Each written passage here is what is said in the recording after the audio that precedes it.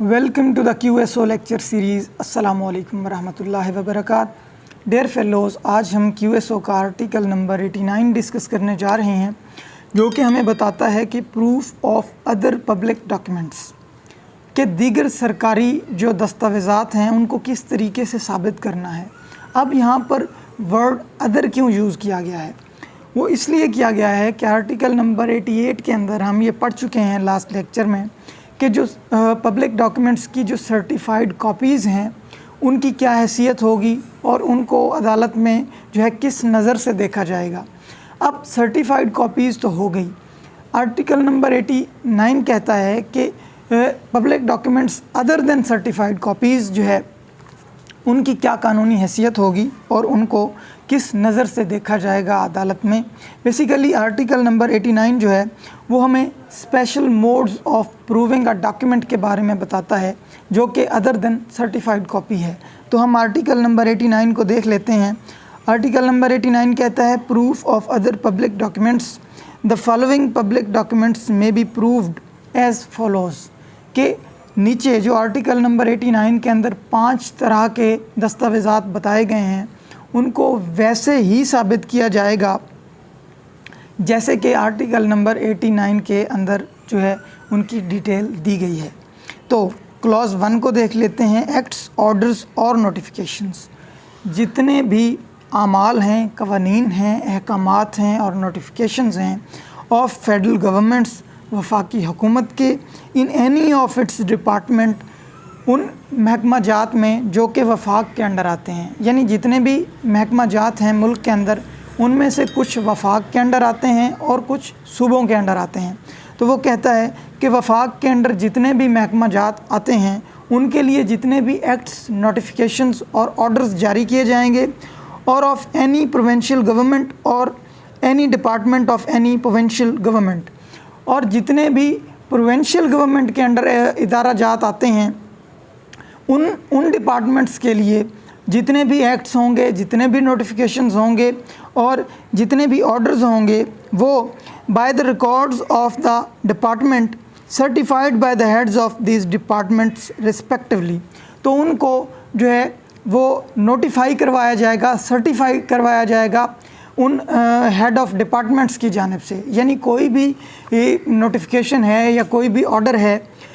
वो अगर उस मुतलका डिपार्टमेंट का हेड उसको सर्टिफाई कर देगा तो वो एक मतलब है कि प्रूफ डॉक्यूमेंट बन जाएगा, यानी उसको अदालत में साबित किया जा सकता है। मिसाल ले लें कि अगर कोई भी नोटिफिकेशन निकलता है किसी भी ऐसे इदारे की जानिब से जो कि वफाक के अंडर आता है, जैसे FBR है, फेडरल बोर्ड ऑफ रेवेन्यू,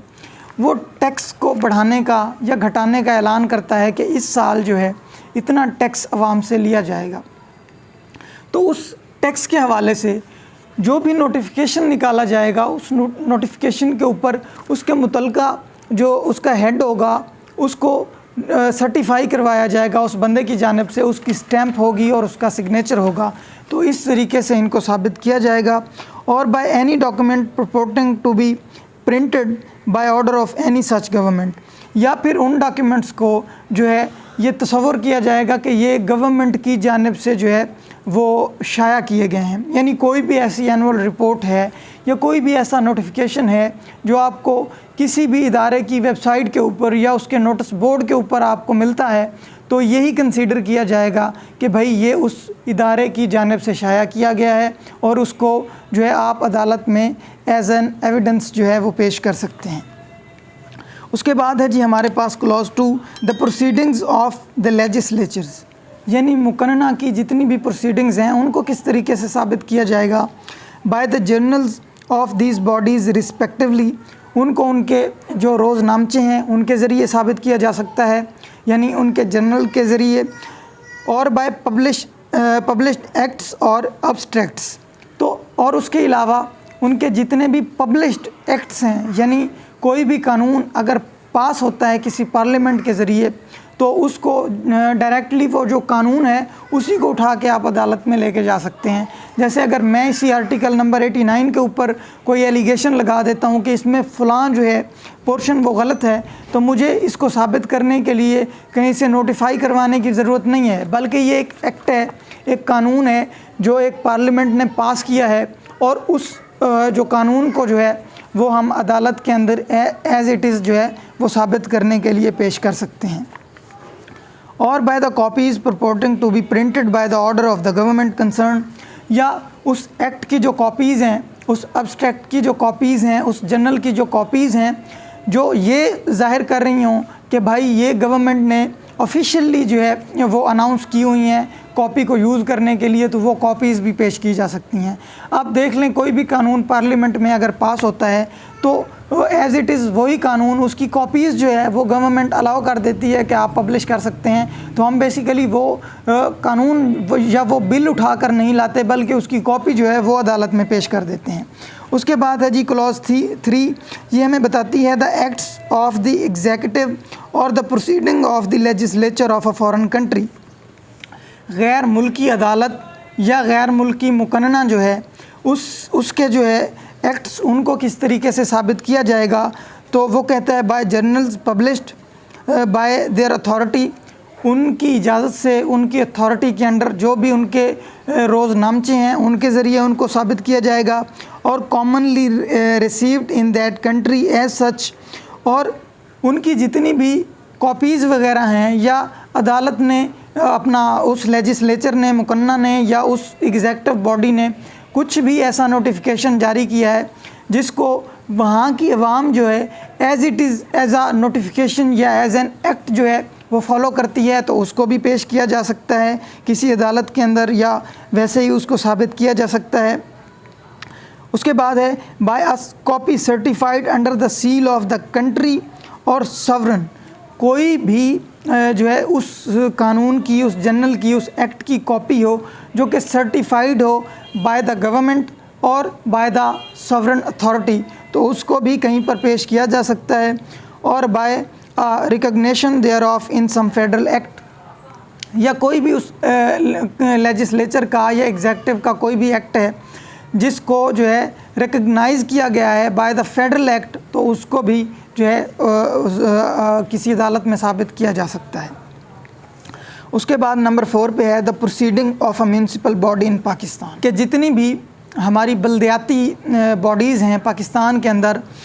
उनकी प्रोसीडिंग्स को किस तरीके से साबित किया जाएगा पाकिस्तान में। By a copy of such proceeding certified by the legal keeper thereof, वो ये कहता है कि जितनी भी ये म्यूनसिपल बॉडी की प्रोसीडिंग्स होंगी, उन प्रोसीडिंग की कॉपीज़, लेकिन वो सर्टिफाइड होनी चाहिए बाय द लीगल कीपर, जो उस कंसर्न बल्दिया का लीगल कीपर होगा, जब वो उनको उन प्रोसीडिंग्स की कॉपीज़ को सर्टिफाई करेगा तो वो भी साबित की जा सकती हैं।